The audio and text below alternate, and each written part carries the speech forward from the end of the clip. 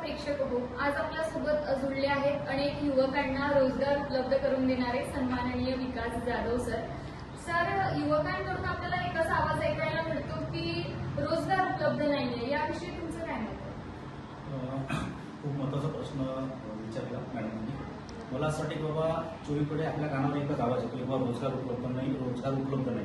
परंतु मला असं वाटतं की बाबा ज्या तुलनेत प्रत्येक विद्यापीठातून दरवर्षी ग्रॅज्युएट मुलं जेवढे बाहेर पडतात तर सगळ्यांना शासकीय नोकरी मिळणार नाही.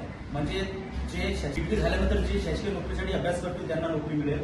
त्यातही आता शासकीय नोकरीची संख्या कमी झालेली आहे, आपण सगळेच जण पाहतोय. परंतु मला असं वाटतं की बाबा ज्यांना अभ्यास करायचा त्यांनी अभ्यास केला पाहिजे आणि ज्यांचा अभ्यासात बिलकुल मनच लागत नाही त्या युवकांनी कमीत कमी आपल्याकडे कोणतं तरी एक स्पेशल स्किल असलं पाहिजे. त्या स्किलमध्ये आपण हे सांगू शकतो की बाबा आपल्याला चांगलं बोलता आलं पाहिजे, चांगला संवाद साधता आला पाहिजे, म्हणजे चांगलं भाषण देता येणं ही सुद्धा एक स्किल आहे. त्याच्या भरोश्यावर सुद्धा या जगाच्या पाठीवर कुठेही आपण आपला स्वतः रोजगार मिळवू शकतो. एवढंच नाही तर एखाद्या युवकांना किंवा युवतीनं त्यांना ठरवलं पाहिजे माझ्याकडे स्पेशल स्किल असलं पाहिजे.